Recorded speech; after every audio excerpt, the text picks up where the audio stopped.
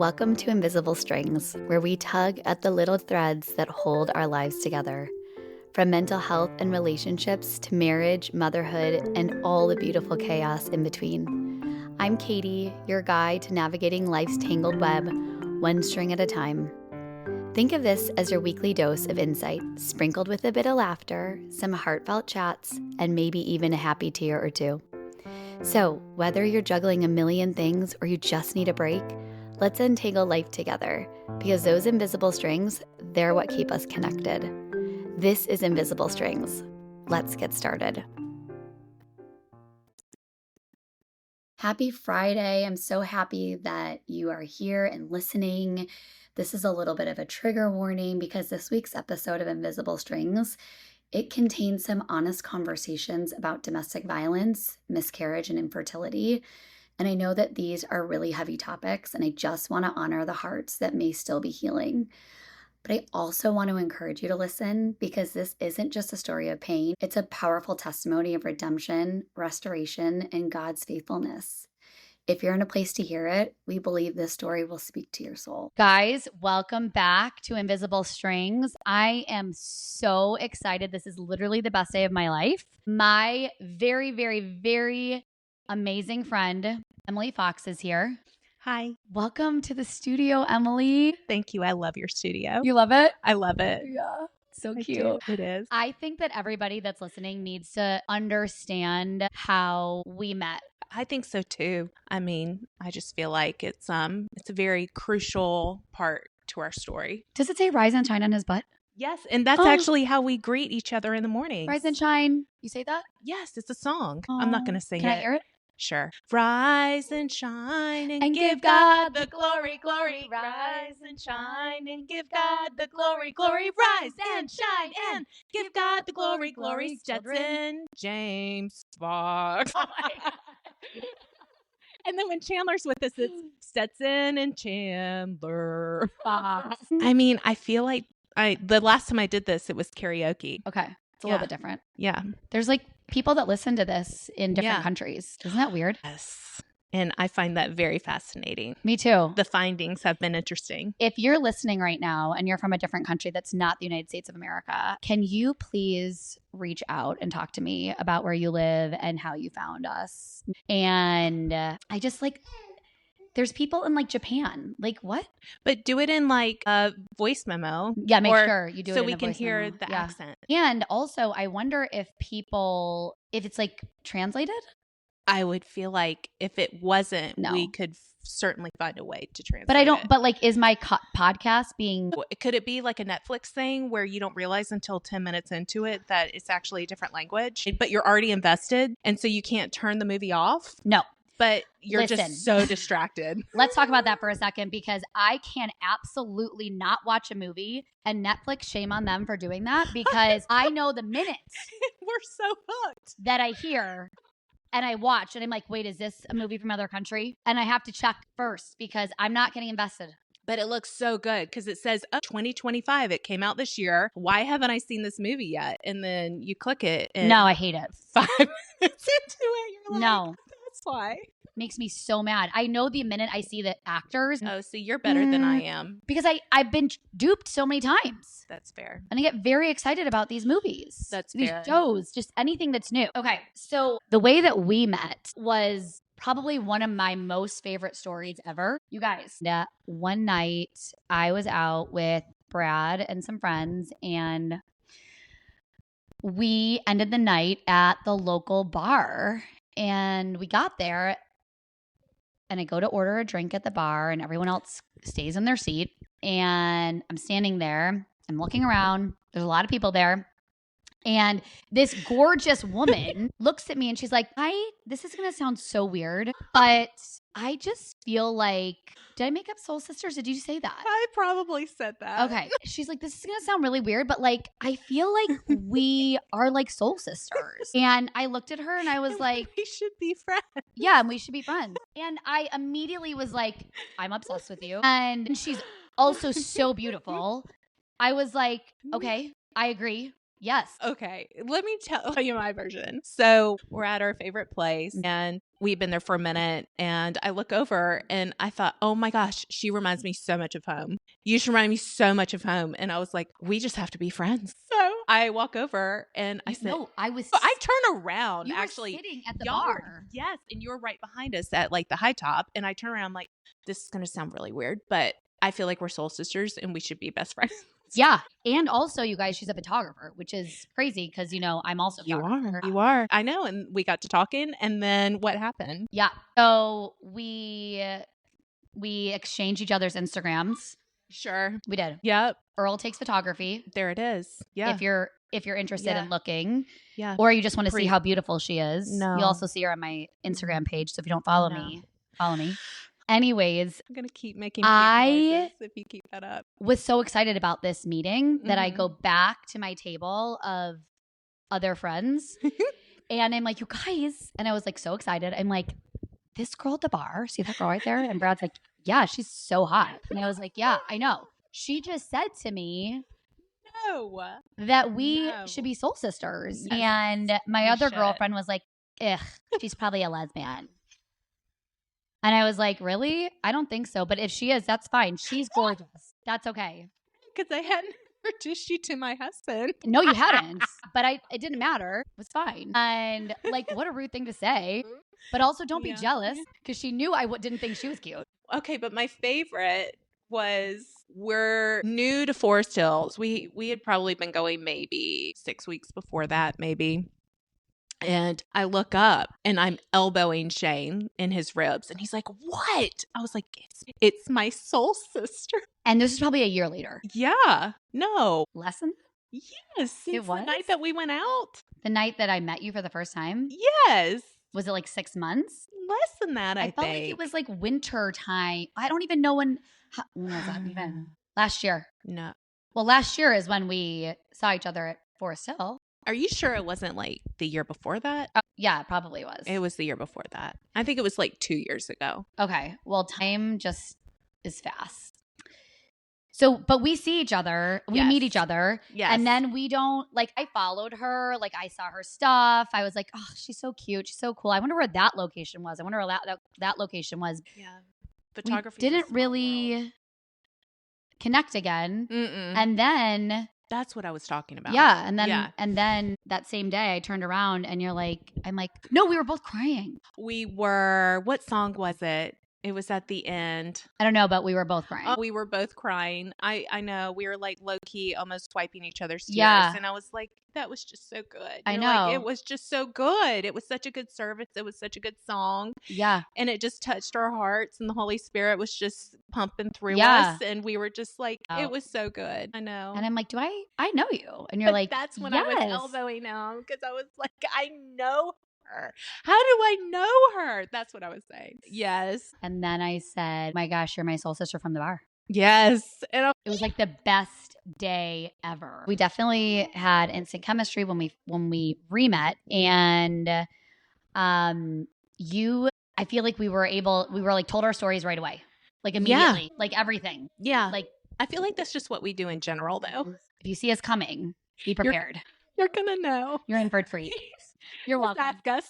You're welcome. And your story is, I think everyone has an amazing story, but your story is so... Everybody's story is truly amazing. Filled with... You can't really grasp this right now because you can't see her, but like she is the brightest light in the entire universe. And the story that she's going to tell, like you're like, wait, I don't get it. Does not make sense to me because how could anyone not be nice to you ever? I know. You are so sweet. You know that's true. You're so sweet. Your story is so important to talk about and to tell because first of all, you've lived 100 lives already and you're only 39 and you have so much wisdom and you do. Okay. You have so much wisdom. Katie G. The life you've lived. We're friends. That's why we're friends. The life you've lived. Thank you. I appreciate you so much for saying all of that. And I know that there are so many people that are listening that are going through one of the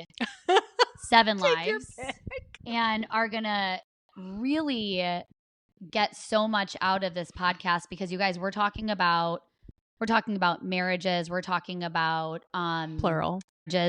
trace. We're talking about infidelity. We're talking about abuse. We're talking about infertility. And there are so many aspects of your life that there's women out there that are going to be they're just going to feel very connected to your story. I hope so. And that is the only reason why I'm doing it. Because you guys, she was like, I can't do a podcast. I don't know how to do a podcast. That's what me either. I didn't know either 14 weeks ago. Okay, but I mean, you were obviously born to do this. I mean, it is so obvious the second you started this. I was like, what? Wait a minute. Why? She's been doing this for years. You're like, no, this is the very first time I've done this. I mean, from the music to the intros to the next, to the next, to the next. Oh, yeah, it's your turn, girlfriend. I'm just telling you, everybody knows it, that you are literally living your purpose right now. And Well, it's that's so pretty sweet of cool you. to see. Yes. Well, thank you. Oh, you're welcome. that. And if you edit that out, I will.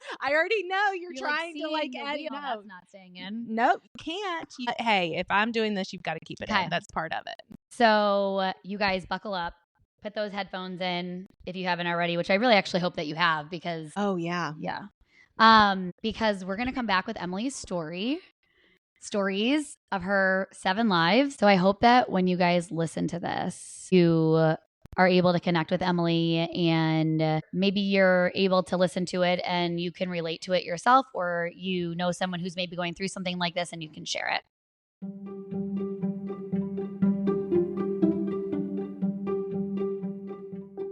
So one of the things I would love to debunk and just make aware for anybody out there is that when someone is telling you their story and they're telling you the things that have happened in their lives, like I've already been married and divorced. I've been married 2 times. I've been married 3 times.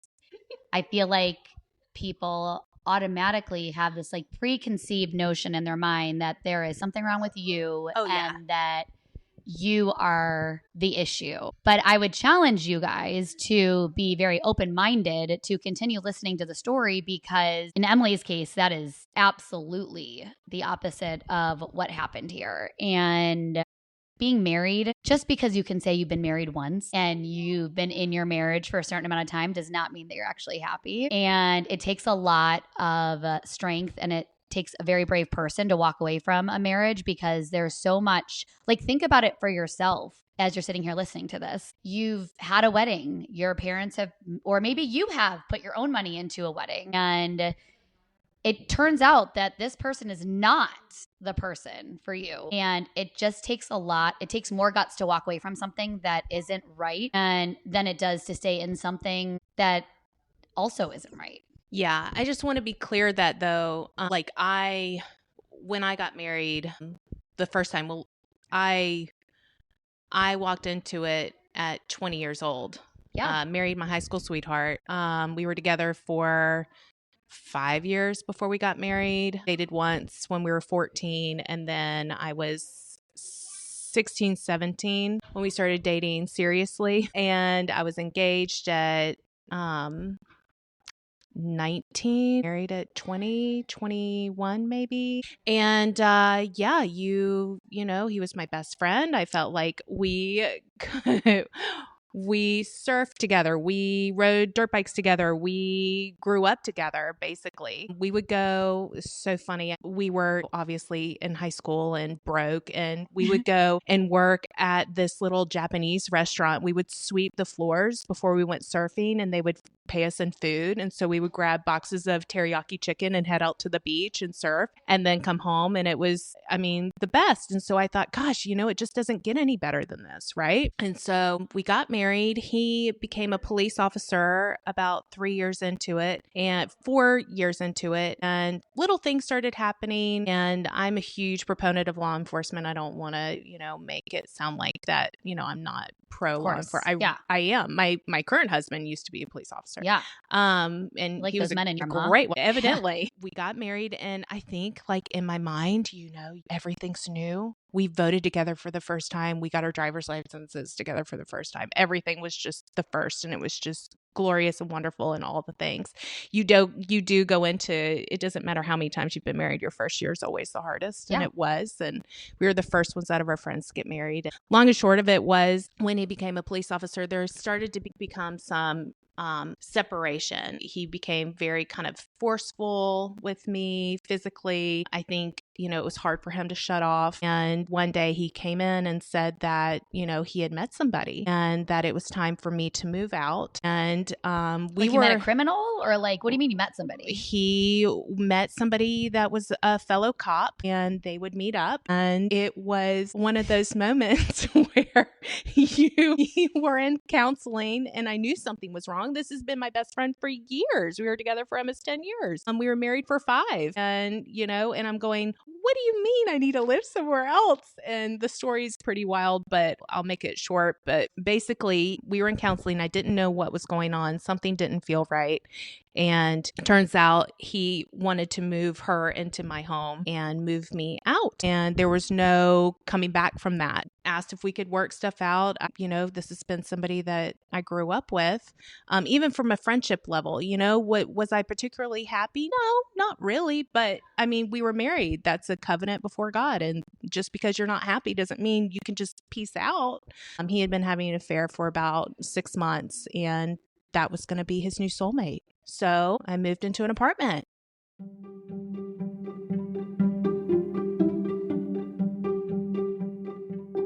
26 years old. Yeah, 26 years old. I moved into an apartment. My grandfather had just passed away, and my parents had just gotten a divorce. This was all in Charleston, and then where I grew up. And then my mom moved to Hawaii, I guess about 6 months after that. And she lived there for about 13 years. And my father moved to downtown Charleston. And my sister, bless her, she was finishing up school, and she was with the love of her life, who she's still married to, over in Wofford. That's where they met. And yeah, I got an apartment, and I had never really dated. I was with the same guy that I was with for forever. And so I went on dates, probably not the healthiest to just move forward, so quickly. But I mean, it took me about 6 months, and then I got on, a couple apps for like a minute, and that was miserable. I couldn't understand all the lingo. And then next thing you know, I had to write it in my phone, like, Tim 24 likes golf, I couldn't, I don't know how to do it. I don't know how to do it. How many dates did you go on? I mean, I guess a handful before I met the number 2, we'll call him. I kind of felt like I met my match at that point. He reached out to me on Facebook, and like, hindsight is kind of funny that it was Facebook that, he found me and reached out to me, because that's kind of how he ended up finding his others. So anyways, yeah, we went on a date, and he was everything that the first one wasn't. He was tall. He sang country music. He was from this little town called Monroe. He was living in Charleston, and he was a mechanical engineer and all the things. And we hit it off. And so we went boyfriend and girlfriend very quickly. We went exclusive very quickly, and we started dating. And what did you like about him?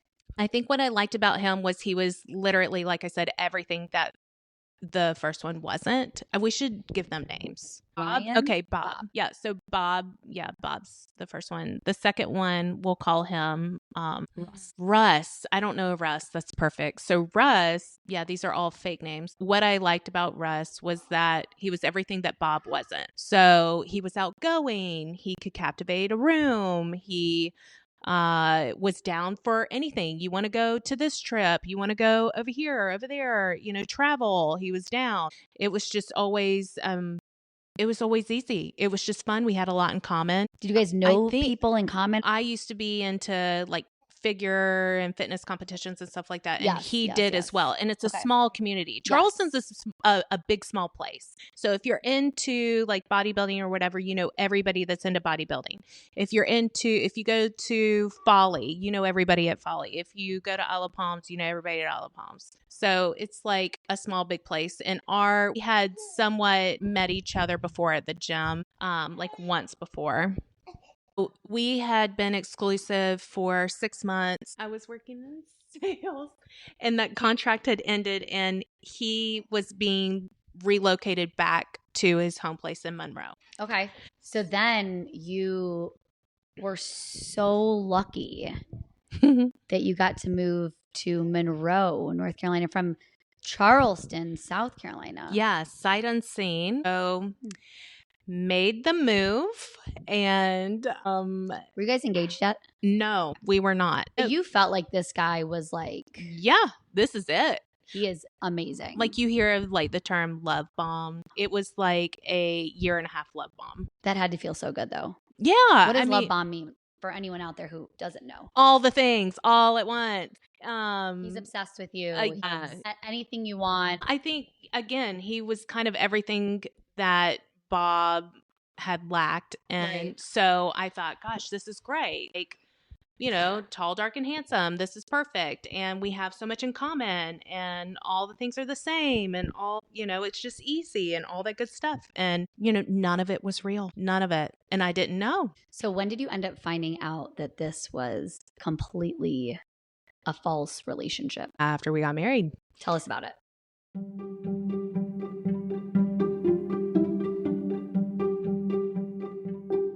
So we got engaged about 1.5 years into it, and I was walking down the aisle, and I walked myself down the aisle. Was it his first marriage? Yes. Okay. And I was like, oh my goodness, why am I hearing no? And I actually have a really interesting story. So I was working for a company in Charlotte doing sales. I remember that Friday before I got married, there was a piebald buck. Do you know what that is? A piebald buck? Is it like a white?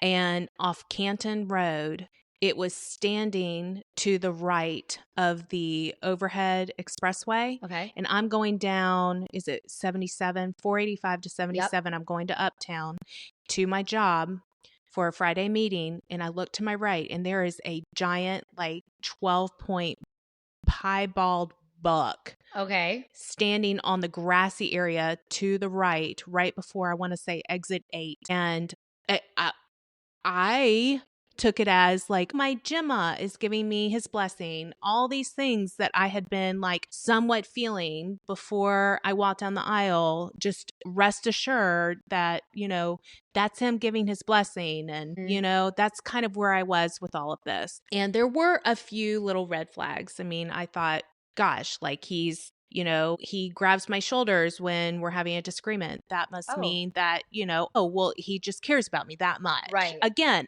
everything that I had not experienced before. Before it was like, oh, you got this, kid. I'll see you later. Oh, hey, bro, what's up? Oh, so I went from like, hey, bro, what's up? You want to go surf? To like what I would say like a real relationship that has romance and things like that.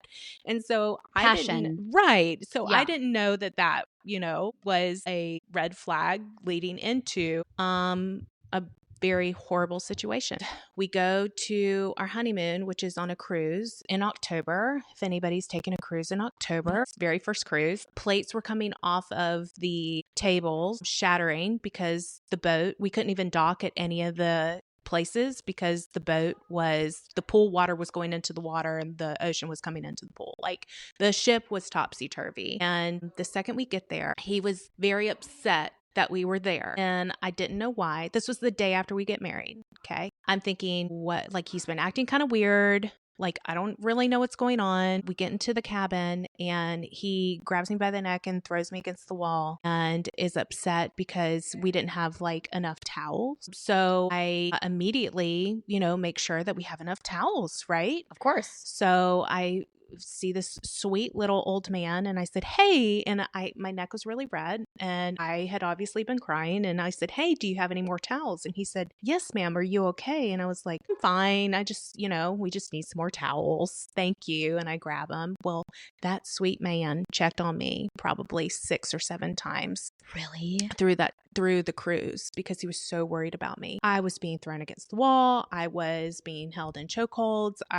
It was awful. I was throwing up because the cruise ship was literally about to turn upside down. It was intense and it followed us home.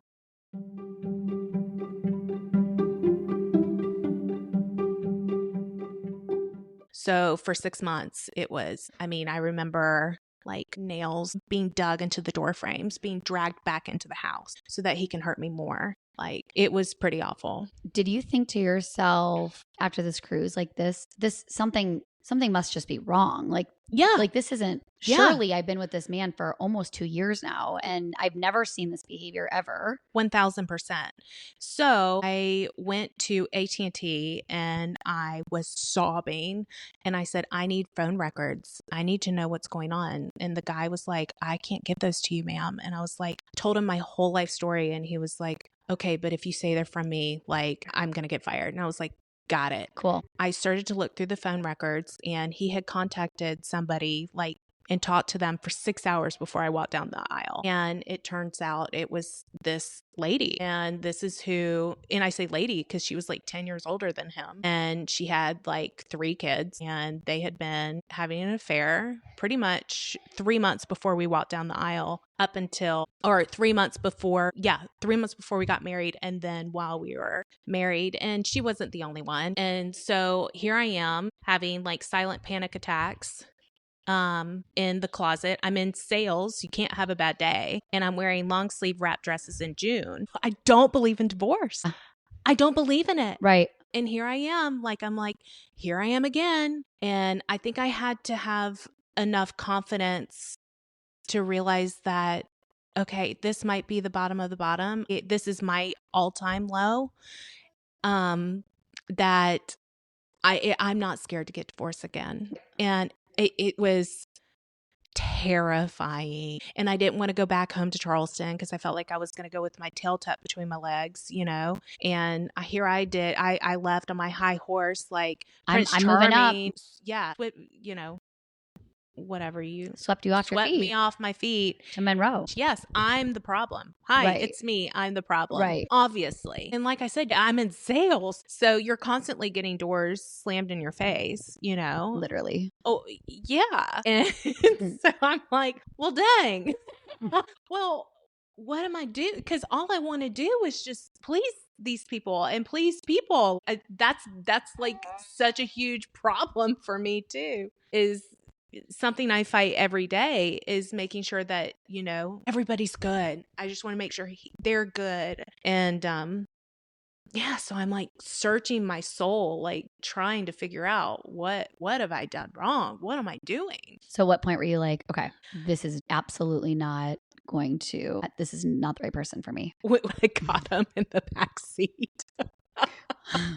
So you finally actually caught him Yes. in the act with his wiener out. And then you're like, proof. Okay, great. I think I'm good. I think great. I think this we're is good. good. I Okay. think I'm good. So I was like, good. I mean, because in the Bible, it does talk about, you know, there are a couple circumstances where you can get a divorce. Absolutely. And I wanted to wait for both. Right. And I did. And I was scared to get a second divorce, but I think you just finally muster up enough where you just go, okay, this is just not okay. And I'm not going to be alive if I stay in this. Not to be dramatic, but I'm going to then be with Jesus. I will be with Jesus if I stay in this relationship. So I went and I got a restraining order. The judge gave me a 50B restraining order, which is the most intense restraining order you can get. They went to his house and took away his guns, and he wasn't allowed to get near me for 2 years. And in the process, I got off all social media. I didn't go back home to Charleston because I was like, I just don't want to go with my, you know, tail tucked between my legs. I was so low I've always had a pretty decent self-esteem, but like it wrecked me. And so I got off all social media, and I was the first tenant at the mill, the little cotton mill in downtown. Cute. And it was just like my safe haven. Yeah. And that's where I stayed and healed. I had a library card and Theodore Roosevelt, and I would walk down to the library and we would sit by the fire and pray and read and have a glass of bourbon and turn on some good music and heal. Because I never healed from Bob either. You know, I really didn't. I didn't heal from either. And so it was like a double whammy. You don't know this, but I actually had a friend who went to Forest Hill. I don't know if she still does. I never see her. If she does, she goes to the 11 o'clock. And I would love to reconnect with her. But she said that my church gives therapy sessions. Really? And she gives like 4 of them. You should come and just tell them that you go to Forest Hill. Yeah. And I was like, okay, I need therapy for sure. Yeah. So did you get it? So I did. And I went to Forest Hill and I went through the 4 sessions, and I think I was so messed up that they actually gave me 4 more. Oh my gosh. It was like oh my gosh. buy one, get one. So I had 8 sessions. And it's so funny when you go through trauma, you kind of black things out. Yep. And I couldn't tell you who that therapist was or what she looked like. You think she's still there? Probably. She probably sees me every Sunday. And I have no idea who she is. I have no idea what she looks like. I guarantee it. If she's listening, she needs to make herself aware, Chime in. Available. Chime in. To think. Because it does get better. Insert Shane Fox. Insert Shane. Shane Fox did not start out as a love interest. No, he was my best friend. I was starting to date again, and I was very nervous, very scared about that. But there was a really nice guy that I was talking to, and he made it less scary. I was throwing these brunches at my place on Sundays because I had no social media. So I wanted some sort of social interaction outside of my job. I'm talking to 300 people a day, but like I wanted like some me time. And so I was throwing these brunches, and they would turn into brunners. Like literally we'd start at 10 and we would end up, socializing until like 10, 11 o'clock at night on a Sunday. And so what turned into, in my little 700 square foot apartment, turned into like 10 people. It ended at like with maybe 40. Every Sunday. It was hysterical. How fun is that? It was a blast. Emily we had knows so much in this fun. town. That is not true. My husband does, but I don't.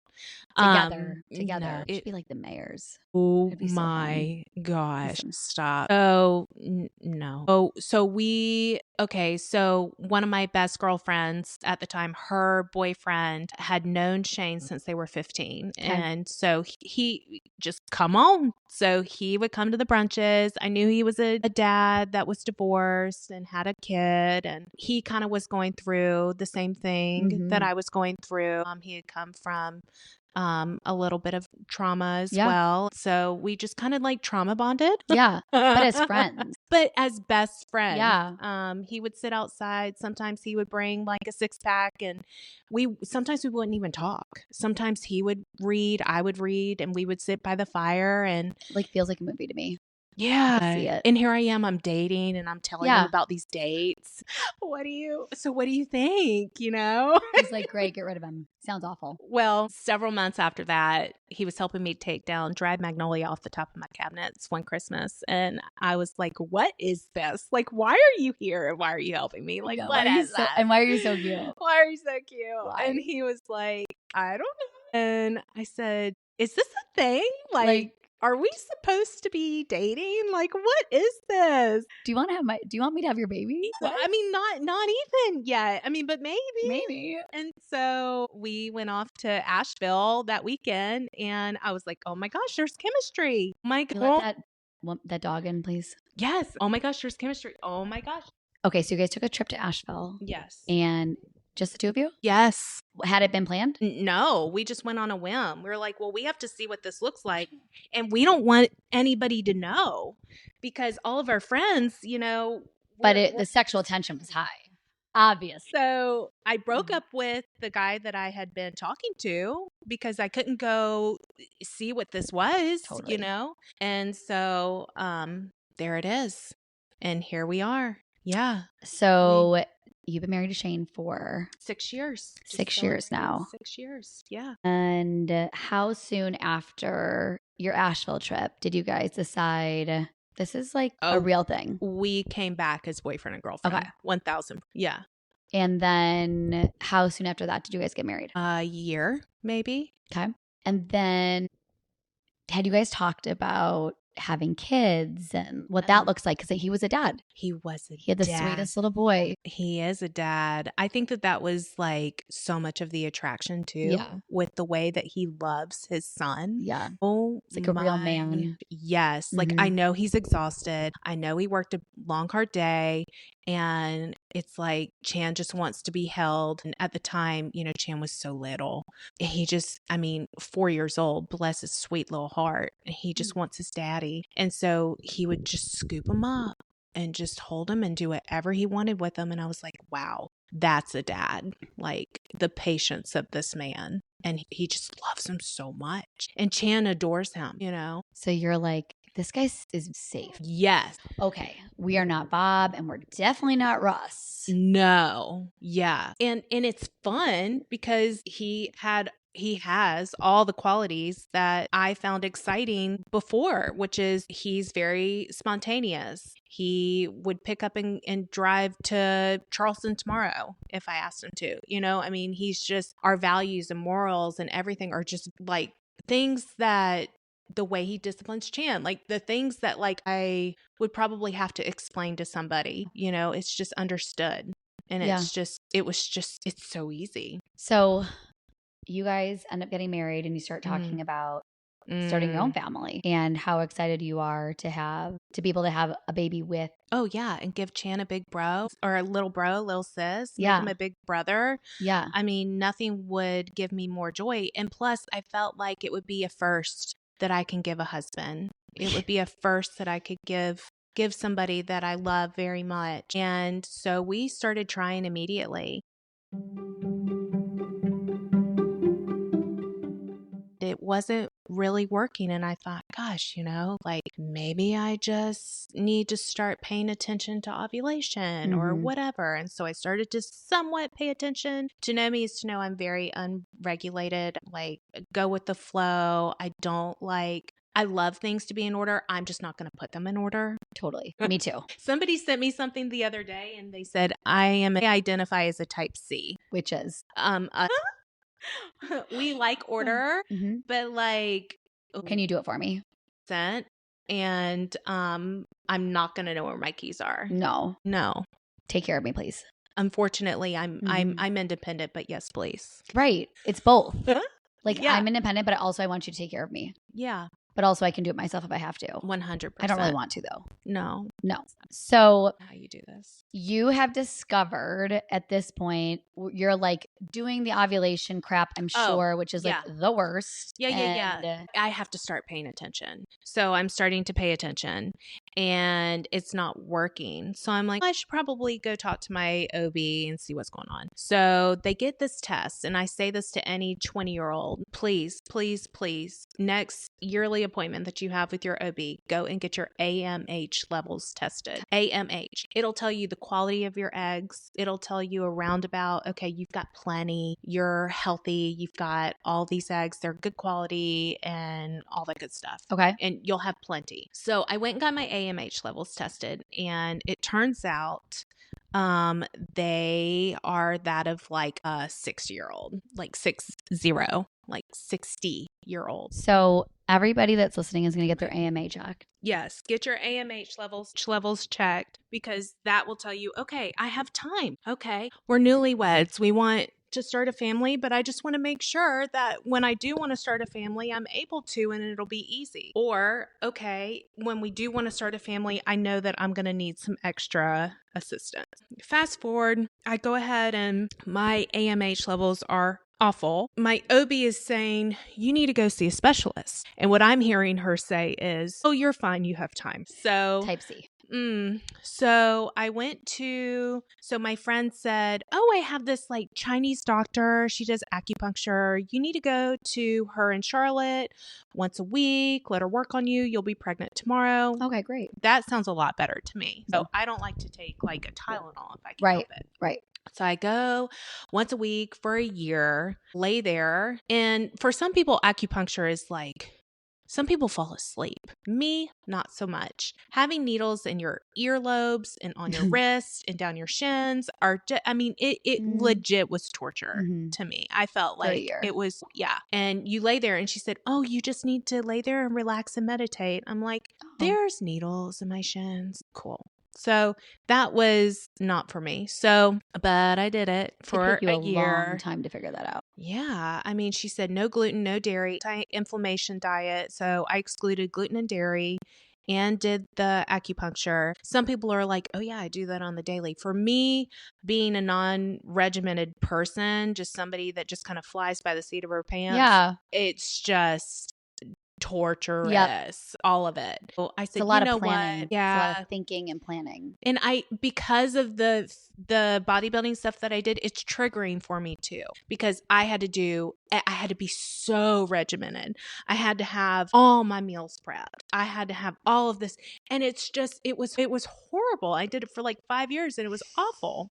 It sounds really hard. It was awful. So I go to the doctor and I said, look, there's got to be some medicine or something. My friend told me about this stuff called Clomid. What is that? And she said, yeah. She said, we can try Clomid. She said, let's get you on a dose. So I try it. I felt fire from anybody that has ever tried Clomid. You will totally relate to this. You feel fire from your feet to the top of your head and rage. I mean, really? Rage. And it takes a lot for me to get to that point. Like, I love peace. I love everything just being good. And I'm telling you, somebody sneezed and I'm like, who sneezed? I mean, it was awful. Terrified me from you. Awful, right? Yeah.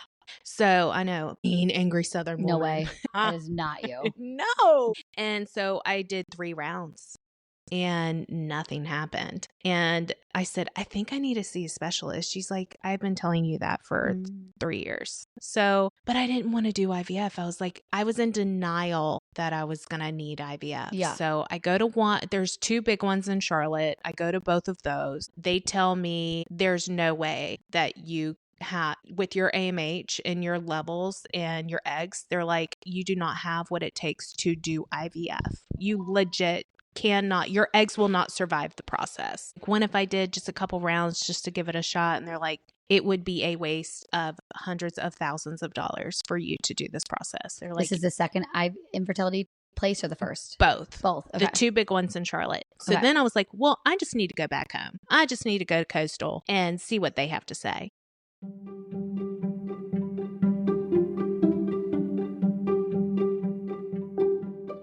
So I go in, Dr. Julie, she's like world renowned. She looks at my chart and everything. She goes, I think you can. She said, but here's the deal. It's going to take 4 rounds for a less than 10% chance. And it would be a fresh transfer. And I was like, whoa. How much does that cost? Like $75K a pop. A pop. Okay. Yeah. Times 4. Times 4. And for less than 10% chance. And then here's my favorite part. So they appreciate this.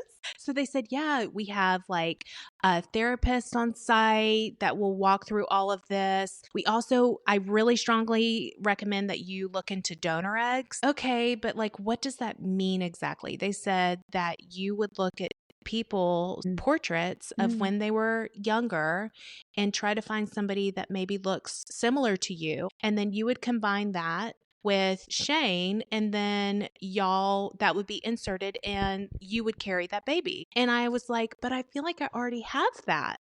That's Chan. He has his mom, his beautiful mom, and Shane. And I feel like, gosh, I know I can love a child that's not that I didn't birth, but I don't know if I can do that, if that just doesn't sit. And so as she's telling me this, she said, I'm going to take you to the next room. And I thought she was taking me to the therapist's room to go talk about this further. So I sit there And I tell her my whole history about how the infidelity. And I just feel like at this point, like it would be like I'm carrying like some other woman's stuff with Shane. And I just don't know. And then I'm carrying it. And like, I know there's a lot that goes in with the DNA, but I'm fighting this process. And I felt like I was in such a safe place to share. And she's just looking at me just like you. And she's just nodding her head. And she's being such a good listener. And I look at Shane and he's staring at me,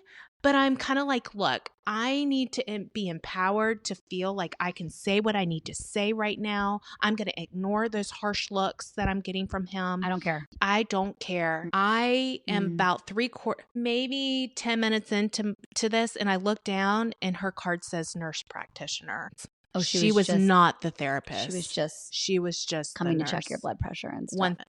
But she was such a good listener. God bless her. So then we go to the accountant and she's like, this is how much it's going to cost. So anyways, I'm checking out and the lady looks at me and she goes, gosh, I just don't know what I'd do without my kids. And I was like, love that for me. So the whole thing was radical. So, and I think at that point, it just started to sink in that this may not be a possibility. Because this is number 3. Yeah. It's kind of been like, if you don't pay me $300,000, right, and buy me a new beach house, you're not getting pregnant. 1,000%. And so, we decided that we were just gonna, just be grateful for what we have, which is, our beautiful son, Chandler, and, my stepson, and who I have known since he was 3, almost 4 years old. And that was going to be it. And I'm just going to be the best stepmom I can be. Right. Yep.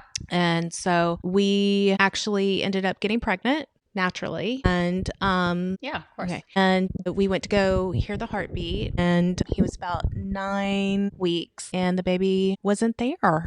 It was wild. It got absorbed into the tissue, which is something that I think was pretty, I don't know. My sister said it's like, because I ended up having to go to the hospital for this. And my sister said it was like God just took the baby straight up there. And I thought that was really sweet. It's really beautiful. Yeah. And then, but what did that feel like? That was after everything that I've been through, that was the hardest thing I think I've ever had to go through in my entire life. To want something so, so bad and to miraculously have it and then it just gets stripped. It's like, what? Like, why? And like I was saved when I was 14. We were on a missions trip and, I decided I was always raised in the church, but that's when like my actual personal walk started to kind of take place. And it just really didn't make sense to me that this would happen because I've always wanted babies. I've been babysitting since I was 12 years old. Why is this happening to me? So did you feel like you were questioning God and you were kind of like, is this like, like, why? Yeah. Like with everything that I've been through, and I'm not saying that was, God's fault. Like, I'm not saying like he made me marry those horrible people, it's not like that. It was more like, right. But I mean, my gosh, he did. And I think that was like, halt, like, don't do that. But again, how do you stop a wedding that's one day away? Yeah. And yeah. We don't trust ourselves enough. No. Especially when we're young. No. We don't have like the wisdom. No. And we just don't trust ourselves. And so even though you remember that was there, we are like, well, this certainly couldn't be bad again. Right. Like, I'm not going into this like half-heartedly every single time. I'm going, oh, this is going to be it. This is it. This is amazing. And guys, guess what? I'm moving to Monroe. Yeah. It's such a cute town. Yeah. It actually is. Yeah. So once you went through this miscarriage, did it take you a long time to recover? And how did you feel? Were you like, okay? I had heard that once you got pregnant, that, it's going to happen quickly after that. So I went ahead and squeezed in a quick, Botox appointment. I went ahead and did all the things, that I couldn't do because I was going to get pregnant again. Immediately. 1,000%. Mm-hmm. This is definitely going to happen. Well, 6 months goes by, 6 more months goes by, another 6 months goes by. And I'm like, okay, it's just not going to happen.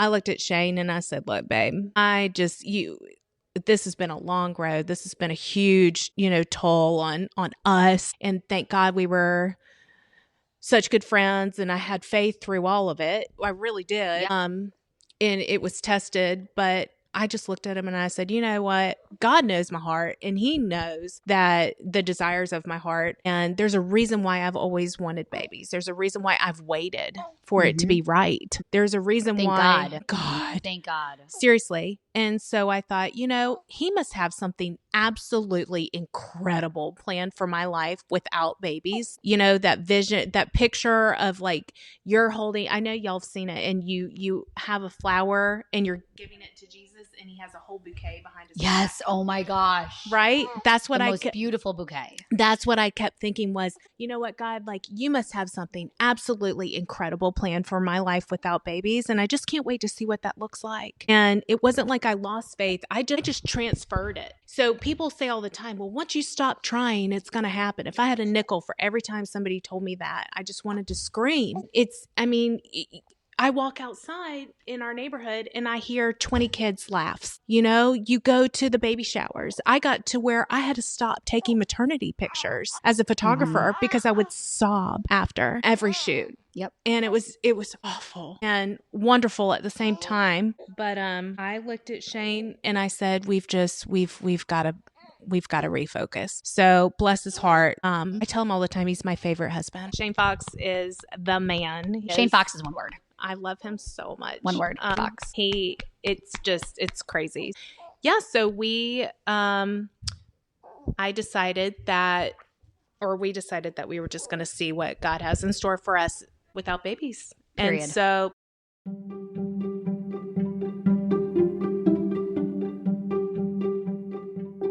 that Sunday, I was in church and I had my eyes closed. I was listening to the worship.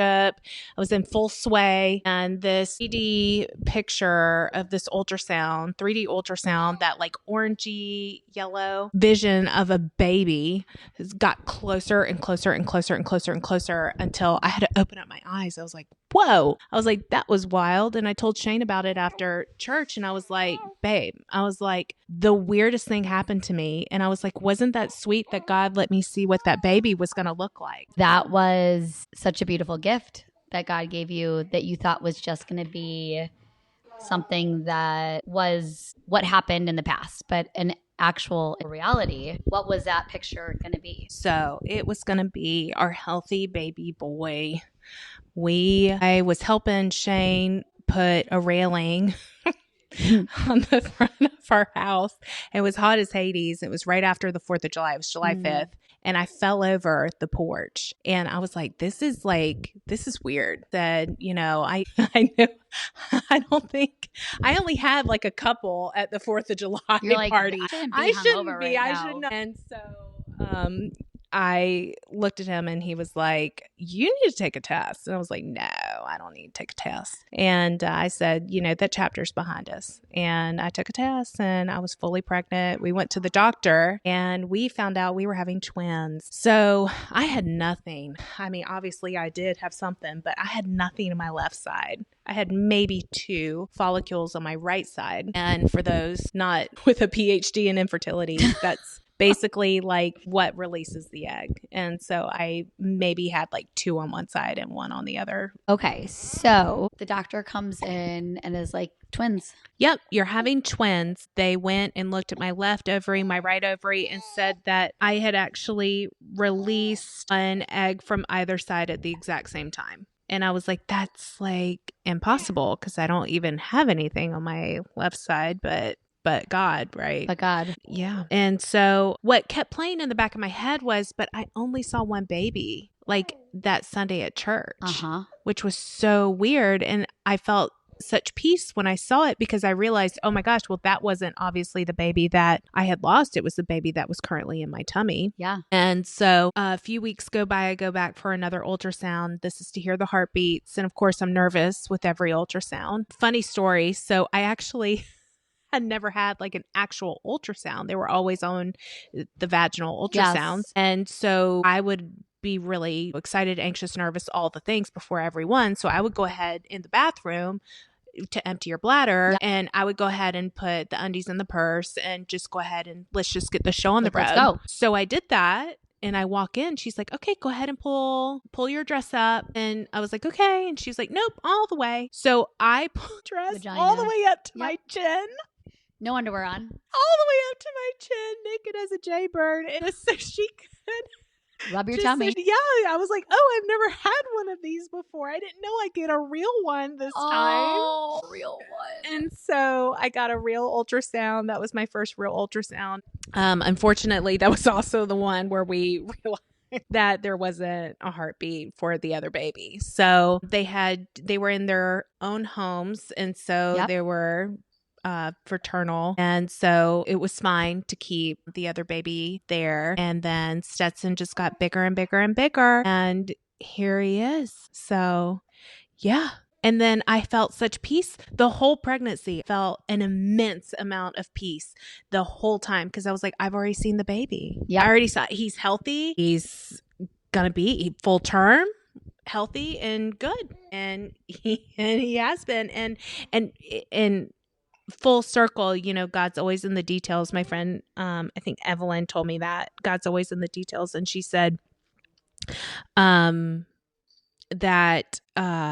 said she always says that God's in the details, but I look back and I was like, oh my gosh, Stetson was born the same week that we lost the other baby 2 years to the date.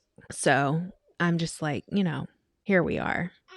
And Shane and I, 2 years before that, no, because you're always kind of just thinking like that. You're just thinking like the next moment. Yeah. Like, could you have imagined that 2 years later to the date, you would actually have this beautiful, healthy little boy? 2 years to the date that the other lost its heartbeat. That just blows my mind. So he's here. He's my healthy. mind that you saw him, that God like gave you that picture before you even knew you were pregnant. And instead of you being like, gosh, I can't believe he just did that. Like, that's so mean. Okay, I know I'm not having, but you're like, thank you for that. Like, thank you for that beautiful picture of a baby. And you weren't aware of why you got that image, but you were still grateful.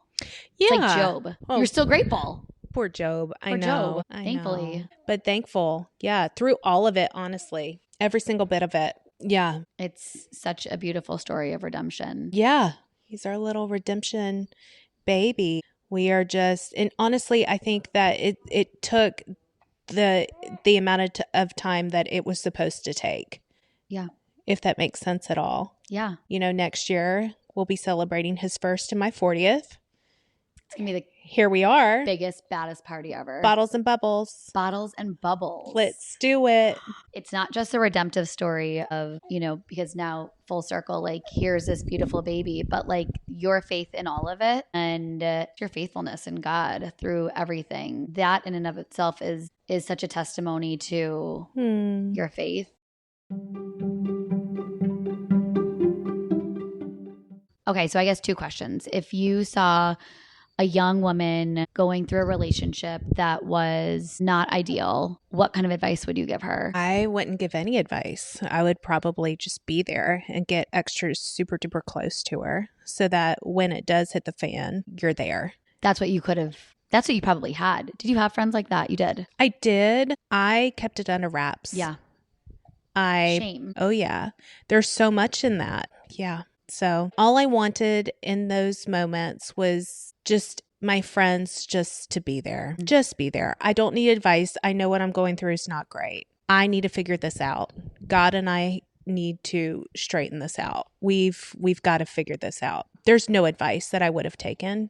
I think that we need to get used to, I think we need to start going more to right to God instead of to our friends. Yeah. I still need to be reminded of that though. Like, careful. When things happen, I still need to, instead of going outwards, go right up. I'm pretty sure that you did that for me like a month ago. Remember? And I was struggling with some postpartum stuff. Yes. And you looked at me and you were like, I think you should probably like maybe just, and you were so gentle with it, which was so sweet. And you were like, you know, I think we should just give it up to God. Yeah.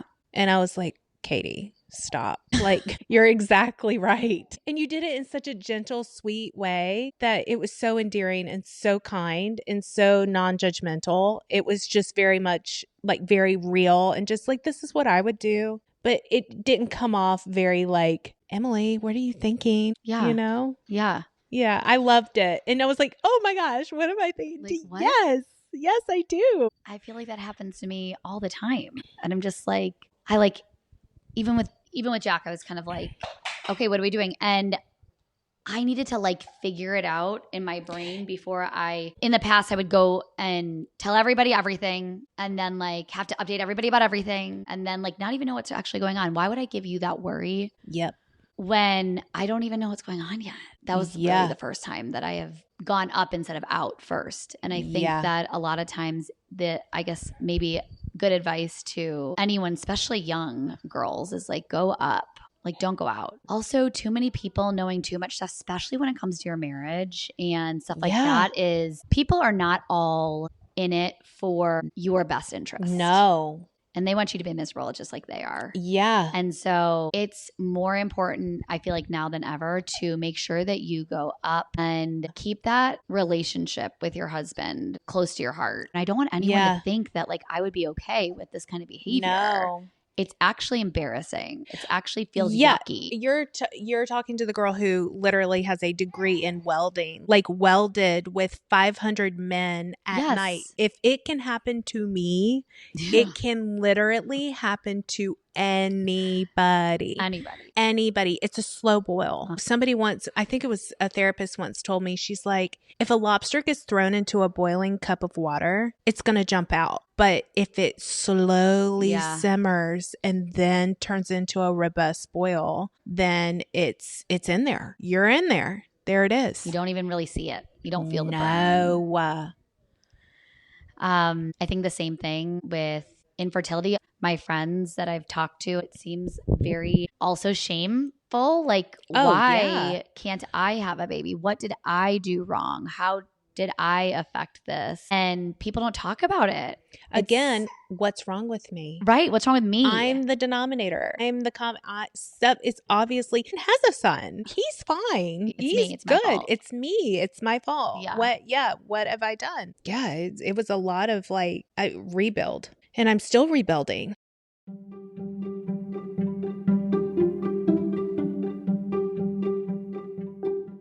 I'm obsessed with him. I know. Literally, I love him so much. It's ridiculous. But it was an out-of-body experience. It literally is. I could feel how miraculous the situation was, and I could feel the weight of everything, and it felt ordained and insane and amazing.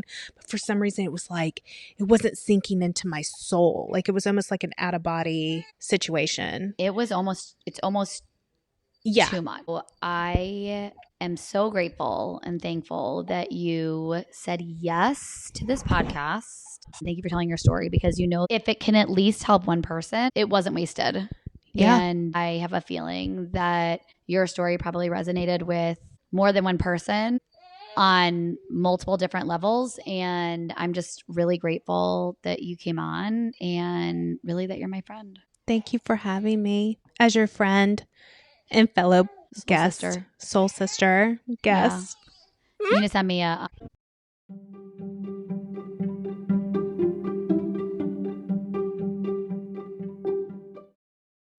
Before we close, I want to take a moment to thank my dear friend Emily.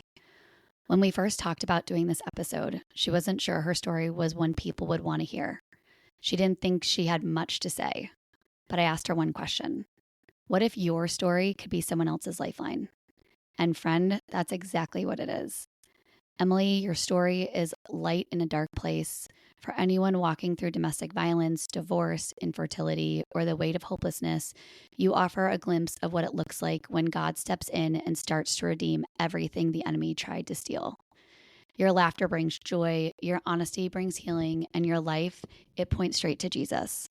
I love you, I adore you, and I'm so incredibly grateful for your friendship. Thank you for showing up, for being real, and for letting God use every part of your journey for His glory. Thank you for joining me today on this episode of Invisible Strings. where we've tugged at a few threads and hopefully left you with a smile and something to think about. Remember, life's connections might be invisible, but they're oh so strong. If you enjoyed today's chat, don't forget to subscribe, leave a review, and share it with someone who could use a little string pulling in their life. Until next time, keep those invisible strings intact, and I'll see you back here soon for more heartfelt conversations and a dash of fun. Stay connected, stay kind, and keep untangling.